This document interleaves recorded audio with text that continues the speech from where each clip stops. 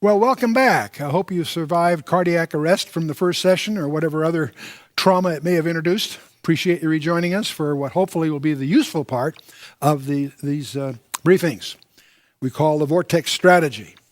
And the real question as we stand here is the puzzlement, because anyone that presumes that the coming 12 to 24 months are going to be smooth sailing just hasn't done their homework. Now, whether it'll be up or down, who knows? The turbulence can come from the financial sector, which is over-leveraged. It can come from missteps in political estimates. It can come from nuclear deterrence in the Middle East. Who knows? Clearly, the likelihood of it being smooth sailing is very, very low. So we don't know whether it's going to go up or down. And for that reason, we call our response to this situation the Vortex strategy. And this session will attempt to deal with our action plan in response to that. Again, twice in the book of Proverbs, 22:3 and also 27:12, it says, "A prudent man foreseeth the evil and hideth himself, but the simple pass on and are punished indeed." So the Vortex strategy. You see, our times are uniquely uncertain. There are times when you worry about a precipice of some kind, indeed. There's other times you're worried about inflation.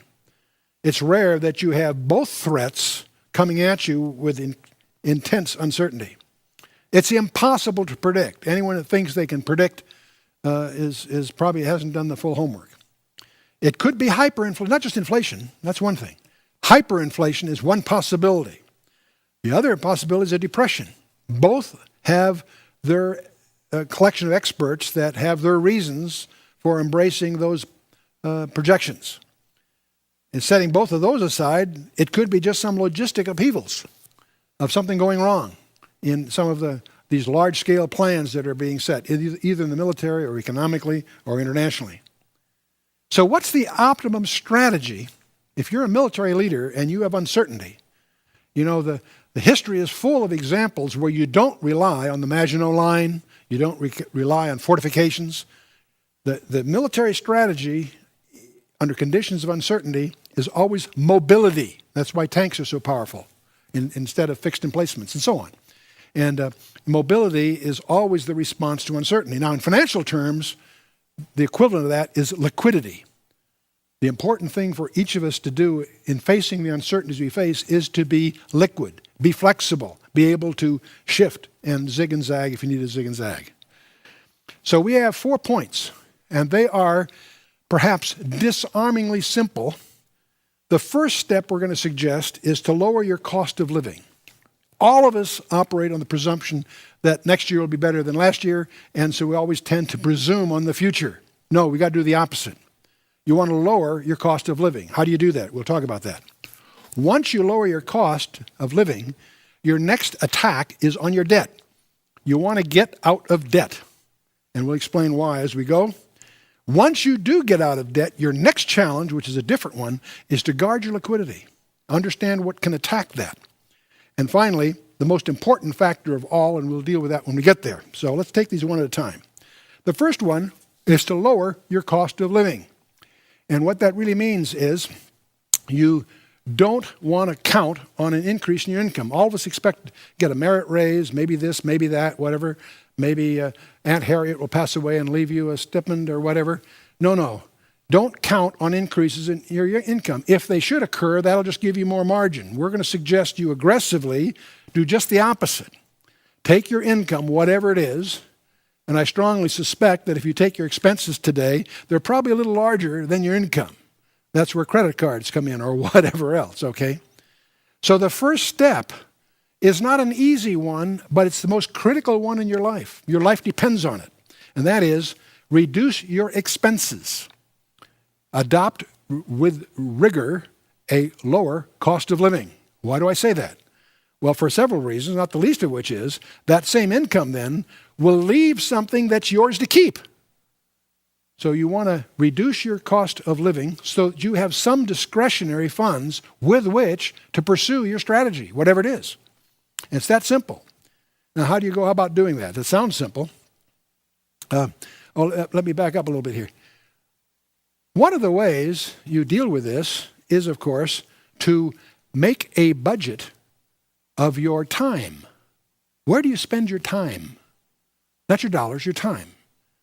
And take a look at what's really important to you from your time. You'll probably discover that there are indulgences that you allow yourself that you really don't have the time to do. Find things that you can do without. Budget your time. Let that determine those, make some priorities in your life that are the most important ones, and build a budget to meet those and get rid of the surpluses. Simplify. Get back to basics. Okay, so you want to get out of debt. See, debt is a presumption on the future.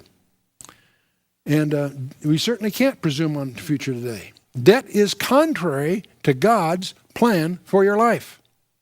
The scripture clearly says the borrower is slave to the lender. That's, again, Proverbs 22:7. The rich ruleth over the poor, and the borrower is servant to the lender. Believe it. God would have you free of that kind of bondage. And I'll show you why in a minute.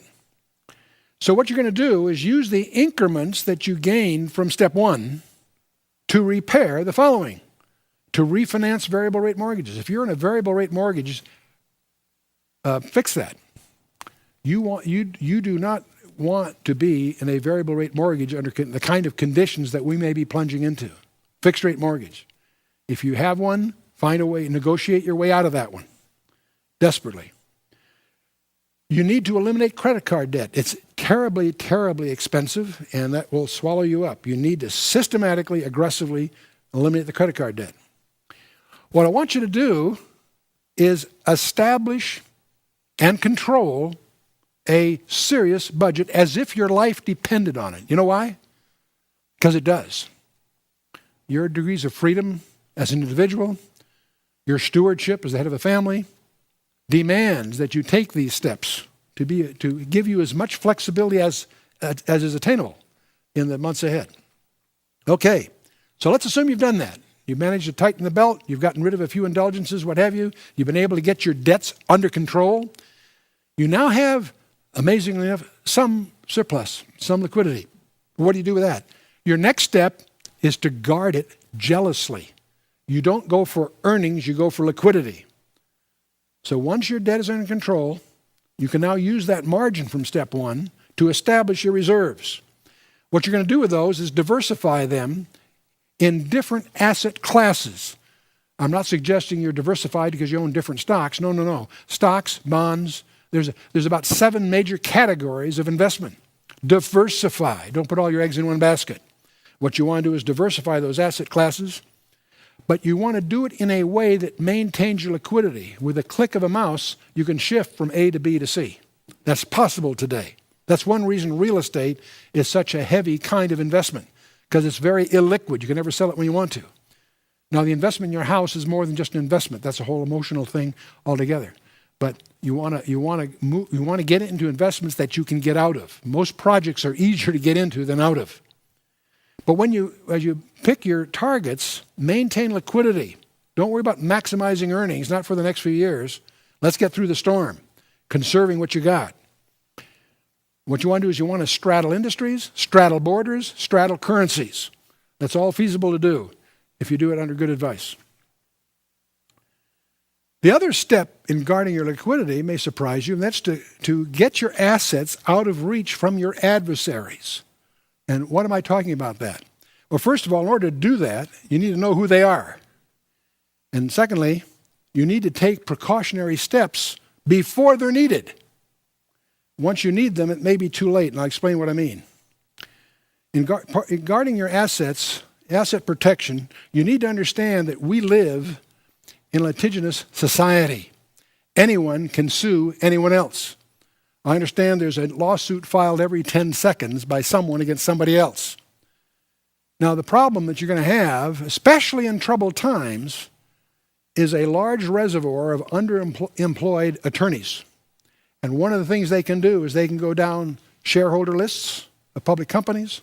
They can go to the Hall of Records and find out who has a large piece of property that has no encumbrances.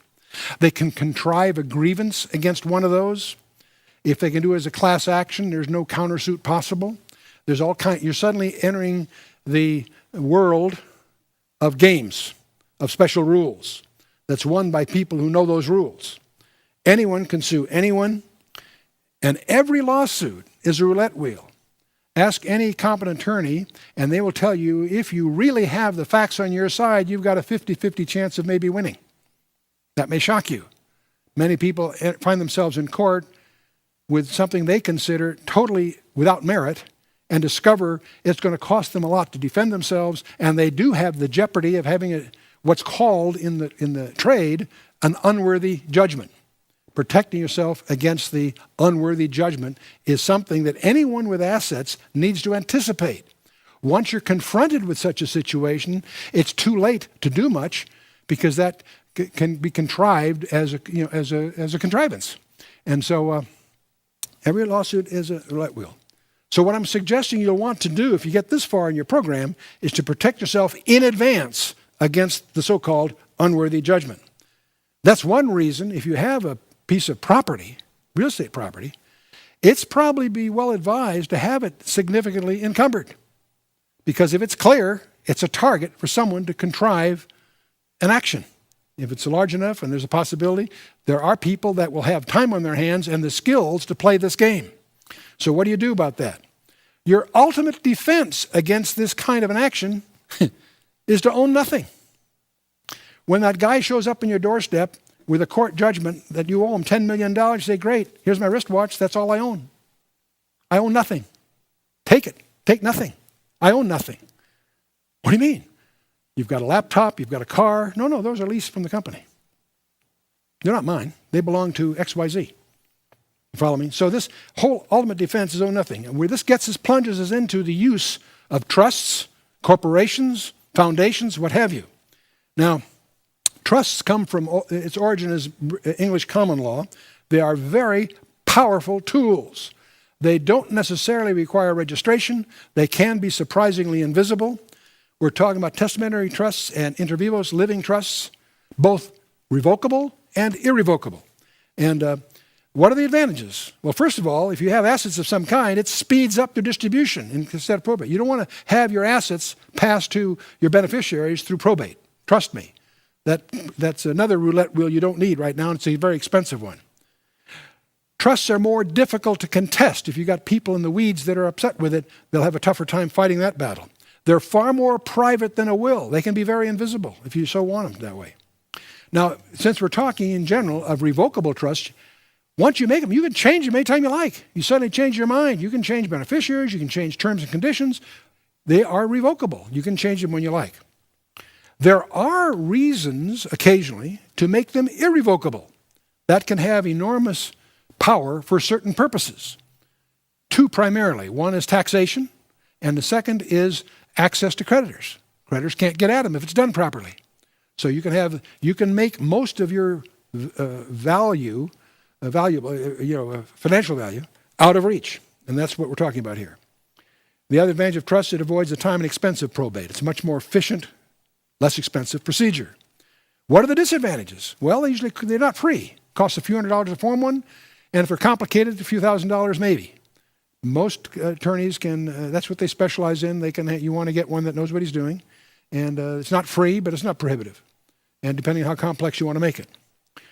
They do require administration and expense, but again, that's modest. It might be an hour or two of time per year with your attorney to make sure it's current and you want to make some changes.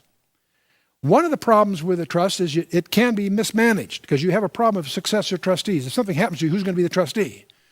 It could be some person you trust, but you might trust them now, you might trust them later, or they might have an accident. So that there is an advantage to having an institutional trustee of some kind. And that there are issues there that your advisor can deal with there. But there are conditions, both tax and creditor conditions, that suggest an irrevocable trust. In other words, making it such that you can't get at it yourself, that there's an advantage to doing that sometimes. And there are ways you can do that, especially with offshore trusts where your trustee is offshore, but he'll follow your wishes, but you don't have direct control. And that you really do, but you don't, and there's an advantage in that kind of thing. Now, what are the action steps? Well, you have to create the trust. Your trustors and trustees, that is the creator of the trust and the manager of the trust, are usually the same person while he's living at least. There is the issue of successor trustees, which can be individuals or institutions. You have to designate beneficiaries, and they're changeable presumably. But the key thing in the whole process here is to transfer your assets clearly out of your name into the name of your name as a trustee. And you need to do that very, very carefully and very, very skillfully. They have to be carefully drafted. The title documents to what you're transferring have to be done precisely correctly. That's why you want to have a competent attorney do that to make this effective. It also needs to be done, presumably, usually, a year in advance of needing it. In other words, if you do this 30 days before getting hit with a or after you get hit with a lawsuit, it won't fly because it'll be considered a contrivance, a fraudulent conveyance, they will call it.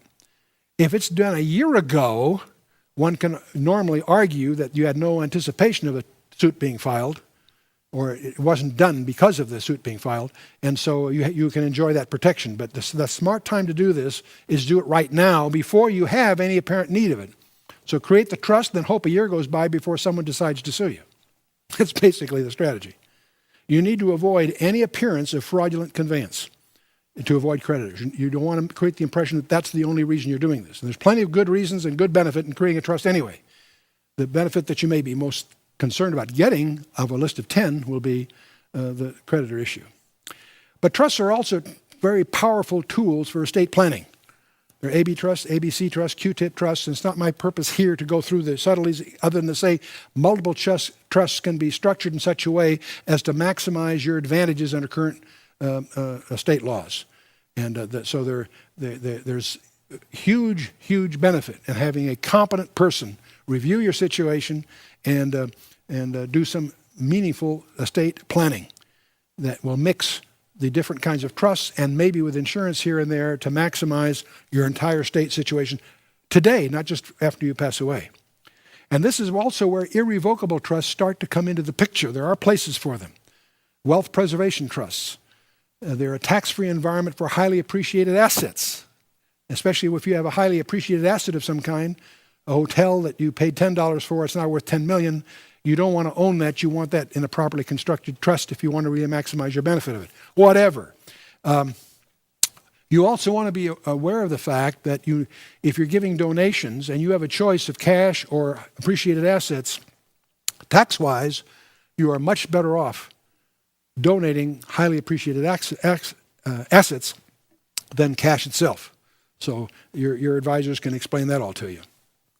But anyway, if you do, and again, with irrevocable trusts, if you create them early enough in advance, they can protect you from creditors, and yet you can protect yourself against the creditor and not deny yourself the use of it. Your house could belong in an irrevocable trust. You can live in it. Your creditors can't touch the house. And so you need to understand that. There is a category here you also want to be aware of, and that's what's called a charitable remainder trust. One of the most powerful tools in estate planning and relatively rarely used because most people don't understand them. And you can get very significant immediate benefits as well as continuing tax benefits by considering this. How it works is the use of the assets, you retain the use of the assets until the death of the owner and or the spouse. And the remaining, whatever assets remain at the death of both the person and the spouse, say, can then go to a designated charity. Now, the advantage is you can get the deduction for all this up front. You can continue to use the assets, like, say, a home or an income-producing piece of property during your lifetime and the lifetime of you and your spouse. But when that's all over, the remaining assets, or a portion thereof, can be donated to a charity of your choice, whatever you would tend to favor. And all of these strategies can be supplemented with life insurance. There are very, very interesting places that a life insurance policy can fit and plug a hole and so forth. So that, again, there's a huge, huge opportunity here for a competent advisor to guide you. But as you do all of this, there's another dimension I want you to do a little homework and consider. Some of these trusts can also be offshore. If you're really paranoid about a lot of things, there is an entire industry offshore to create these trusts outside the United States. That creates additional barriers for someone that's on the attack. That's why there's a place called Liechtenstein or Switzerland or even Austria and other places that have laws that are uniquely designed to protect trusts, but their invisibility and their proper execution. Again, it costs money and it takes some homework, so it's just an area to be aware of. They're private, they're very sound, but they can be expensive. Another thing to consider is international bank accounts. You'll be amazed to discover how different an international bank is compared to the banks within the U.S. And there are rules for U.S. banks that are very restrictive. Outside the U.S., the banks can be very, very powerful partners. They can avoid disclosure. There is an issue of accessibility you have to consider, but there's a whole world of bank accounts you might want to consider. Something that's overlooked by most people is foreign life insurance. The life insurance capital of the world is London, and the next runner-up is Switzerland. And the reason is that foreign life insurance is invisible. It's not like a bank account which has to be registered. A life insurance policy is a contract, so it can be totally invisible. It's not an account in the usual parlance. And the foreign life insurance can be a very, very powerful technique. Something else to recognize, it's very, very advisable to have a current passport. You never know what circumstances may occur. You want to have one current, and you want one for each member of your family separately. Don't have your kids in yours. Make them independently so there's independent possibilities. Simple to do, takes a little homework, do it. Have a separate one for each member of the family. Now, there's a lot of other things we could be talking about, other forms of ownership. In corporations, I happen to favor corporations over partnerships for a number of reasons. They're simple, they can be private, they can be invisible, they can even be bearer stock. There's all kinds of ways to use these. They're very simple. And there are jurisdictions that specialize in these things. There are tax considerations. Usually a corporation's negative is that you get double tax, but with sub S, C Corp, and LLCs and other forms of that, you can get around the tax problems very easily. So corporations are simple because they're all understandable. Who owns what, who's who. Now, there are very powerful techniques in the forms of limited partnerships.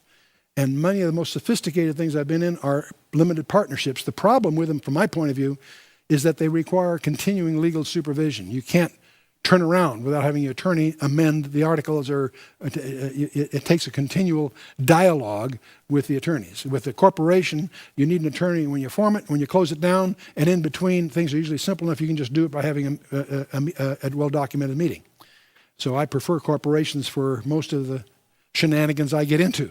But limited partnerships are appropriate if you're going to have legal counsel involved anyway. There are powerful techniques there that you can get advice. But the main point I'm going to suggest you seriously consider is have a plan. Have a plan. Do your own homework, reading, and do your background study on these things. And use an attorney that's experienced in what you're pursuing, either asset protection or taxation or specialty areas. You want to use an attorney, not an accountant, because the attorney is you are protected with the attorney-client privilege. If you have an accountant in the picture, fine, make sure he's working for your attorney, because that way the attorney protection can prevail over your accountant too. An accountant, when you think of an accountant, the tax people say that an accountant is a snitch. He's required to report whatever the IRS wants to know. An attorney has attorney-client privilege. If the accountant's working for the attorney in your situation, he's protected under the attorney-client privilege. So, small point, but be aware of it.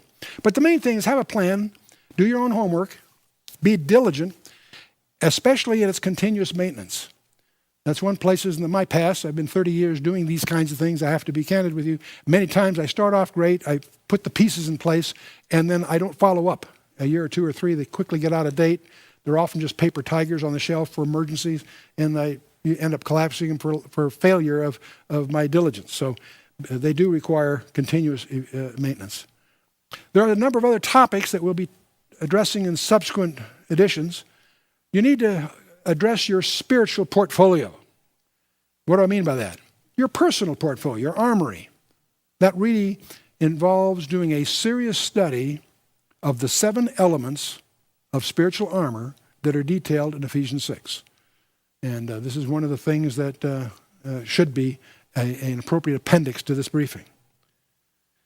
You want to take seriously your priesthood of the family. As we move in these uncertain times, that may be one of the most important challenges before you, is to repair any deficiencies in that regard. I'm going to encourage everyone. In the 60 years that I've been an active Christian, the one place, virtually the only place I can think of offhand, where people really grow is in small group studies. Small enough groups so they can ask questions without embarrassment, that meet frequently enough, there's a sense of accountability among them. That's where people really grow. And so I encourage you to consider being involved in a small group, whether it's a house church or just a group of businessmen meeting Thursday morning breakfasts or whatever form is comfortable, but be involved in a small group whose primary role is the exposition of the Scriptures. There may be social reasons, there may be a potluck dinner involved, that's all great, but make sure you preserve, with the number one priority, time spent in a systematic verse-by-verse study of the Bible itself, not somebody's book that's popular at the moment, that sort of thing. That's all fine and good. No, we're talking about expositional study of the Word. God will bless that. And so another area that you might give some serious consideration, if we have the kinds of disruption that may occur, there is a value in doing some preparation and self-sufficiency. If you happen to have the blessing of being away from a metropolitan area in a semi-rural community where there's a large culture of food-growing industries and where most of the residents themselves are armed, that's an advantage in contrast to being dependent upon the metropolitan services of a large city. If we get into those kinds of times, you might give some serious thought and prayer to those issues, and you ought to also maintain careful surveillance of your health and the maintenance thereof. Most of us go to the doctor when we're sick, rather than have a systematic program of annual checkups and do a little bit of homework in that area. Another area, as we look at the turbulent times we're facing, is the discoveries that many people have yet to make about the benefits of homeschooling. It is astonishing to look at the statistics. It's astonishing to see the leadership that emerges from the homeschooling environment in contrast to the government schools, which are deliberately designed to dumb down the population. That sounds shocking. I hope it does, so that you'll do some homework and challenge that assertion. The homeschooling world is an industry that's well supported with creative materials. The product of the homeschooling environment is well recognized by the major universities. The Harvards and Stanfords of this world will prefer that product compared to the general output of the public system. And it's a poorly kept secret, but very widely recognized. The other thing I'm going to include in my list of ancillary topics here is to exploit the new technologies that are available to the serious Christian. I'm talking about podcasting. I'm talking about software for your computer to study the Bible. I'm also talking about online memberships. And I'll close. When I close, I'll give you some thoughts about our institute. But I've left the most important topic of all. We've talked about 3 of the 4 major topics that I call the Vortex strategy. The 4th one is the most important of all. Learn the supernatural basis of stewardship. And that's a whole other study. Because this is the solution to all financial problems. God commits himself to that. Man's purposes what are your purposes for money? Well, most of it would list 3 things. To provide for security, establish independence, create power and influence. That sounds pretty good. That's pretty typical of the advice that a young father would give to his graduating son or what have you. Those are the 3 targets. That's man's view. Let's contrast that with God. Man's focus is power and position. God's way is submission. Whoops, a little different. What's the emphasis? Man's emphasis is on rights and freedoms. God's way is personal responsibility. Man's desire is to gain for self, and God's way is to meet the needs of others. Man's concern is, of course, immediate fulfillment. God's way is lasting achievement. Do you see a divergence here? A little different perspective. Man's yearning is for the praise of men. We don't like to admit it, but it's certainly true. God's way is the approval of God. Man's aspiration is to be served. God's way is to serve others. Man's need is to push ahead. God's way is for patience. Man's striving is to lead men. God's way is to follow God. Man's interest is for competition. God's way is cooperation. Man's motivation is to self-glorification, and of course, God's motivation is God's glory. You can make many different lists like this, but clearly as we try to put ourselves in God's perspective, we get quite a different perspective of life itself. What are God's purposes for money? Well, the first one is provision. Second, direction. Third is fellowship, believe it or not. And fourth is demonstration. And they have their Old Testament references, but let's take each one in. The first one, provision, to provide basic needs. Olivet Discourse talks about that. Partly to establish dependence on Him daily. That's one of God's purposes. Not for us to be independent, but rather to recognize our dependence on Him. And furthermore, to deepen our love for the Lord. He should accompany you step by step, day by day. To develop a spirit of gratefulness. Boy, how precious that is. To teach us to live within our means. That's a tough one, but a real one. And to help us to enjoy our possessions. It's interesting how often the pursuit of those possessions interferes with our real enjoyment of those possessions. How often? I know in our life there have been indulgences that really get in the way of enjoyment. The maintenance turns out to be not worth the trouble. Second one is to confirm direction. This is one where God gives us direction. To build our faith and vision. To really determine who is the Lord of our life. And who's really running things. Who's in charge here. Another purpose God has for money is to protect us from harmful items. How often, if we had the means, we might dig ourselves a deep hole. I usually say the first law of holes is to stop digging. And, of course, to teach us patience. How impatient we are. We're always in a hurry. I'm always reminded of a sermon that Chuck Smith preached one day about, have you ever thanked God for the prayers He didn't answer? An interesting question. He says the time that he's reminded of that, especially when he hits his high school reunions and he meets the gals that he couldn't live without back then. And he praises God that God didn't answer his prayer. Anyway, to concentrate on true riches, God's perspective will draw us to focus in the right direction. The third thing is to give to other Christians. That is a very legitimate, appropriate ambition for us to garner and steward our wealth. To be able to be in a position to help other Christians. To unite them. To demonstrate the mark of a Christian ourselves. To initiate spontaneous thanksgiving. To multiply the potential for giving. That's God's purposes for money. And finally, to illustrate God's power. To cause Christians to trust Him. God uses that. In fact, one of my personally most important insights in life was to realize that every day God finds another way to ask the question, do you trust me? And is there any more powerful way that He does that than in our financial affairs? Do you trust Him? And that's what His goal is, to have us trust Him. And to mock the false gods of our age. That's one of the things He does. He'll provide in ways that makes it very clear it wasn't your skill or shrewdness, it was His grace that causes that particular check to arrive at just the right time because He has His fingerprints all over it.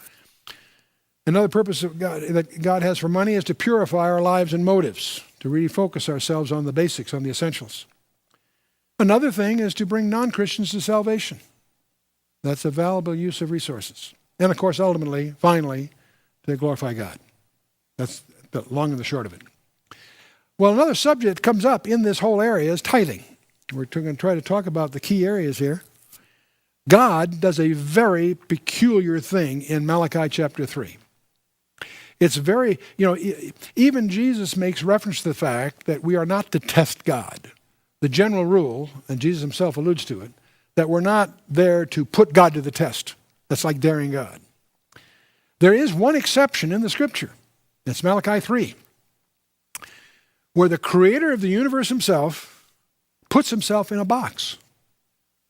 He gives you a dare to put Him to the test, to dare Him, and see if I will not open the windows of heaven and pour out a blessing so that will not be room enough to receive it. He makes that commitment to the tither.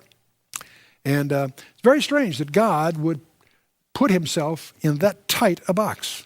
But there it is in Malachi 3. And I want you to notice this issue of many of us associate tithing, well, that's an Old Testament thing. No. That's not. That was instituted before the law. The law was given in Exodus 20. In Genesis 14, we have the tithes emerge. For 4 reasons we have tithes. It acknowledges the rights of the Creator. 1/10 of everything is His, just by decree. He made the place, He makes the rules. And He regards the first 10th of anything His in the first place. So when you give Him a 10th, you're just returning that which is already His. You need to understand that. Tithing is also the antidote for greed and covetousness, interestingly enough. It disconnects us from that passion, that path. It's a test of our faith. Do you really believe God? Do you believe Malachi 3:10 and all that? The other thing you'll discover, but you need to discover so, not because I said so. No. You have to find out for yourself. But you'll discover that it is indeed the solution to every financial problem. God's resources are not limited, and He's there for you if you are being responsive to Him. And He loves to show off in that regard. He loves to do it in a way that becomes clearly Him and not your own cleverness or what have you. Now, the Old Testament pattern of tithing, we hardly have to document, but it's all through the Torah, all through the Old Testament, obviously. New Testament confirms it, however. Christ does not set aside tithes in Matthew 23, verse 23. It's implied by Paul in the even so of 1 Corinthians 9, 13 and 14. It's clear that it's taken for granted there. 1 Corinthians 16, lay by him store. All these things underscore the reality of the continuing tithes and offerings. So what's the difference between a tithe and offering? And by the way, Paul's allusions, of course, go to Malachi and so forth. Now, it's interesting that tithing is even more binding on the New Testament Christian than it is for the Old Testament believer. Why? Because of Luke 12:48. For unto whomsoever much is given, of him shall be much required. It's more binding on us since our privileges are greater than the Old Testament believer. So 1/10 of everything is His in the first place. So what you want to do as part of the Vortex strategy is to be strict, be careful, and be systematic. Separate the funds upon arrival. Have a separate checking account just for His work or whatever. Keep records. Realize your giving only comes after the return of His 10th. So make that your practice. I want to highlight something else that may come as a surprise. I really didn't understand this during most of my Christian ministry. It wasn't until I got on some boards of directors of other ministries that I began to recognize an interesting procedure. I spent most of my time I spent a 30-year career on Wall Street, in a sense, in publicly traded corporate directorships and so on.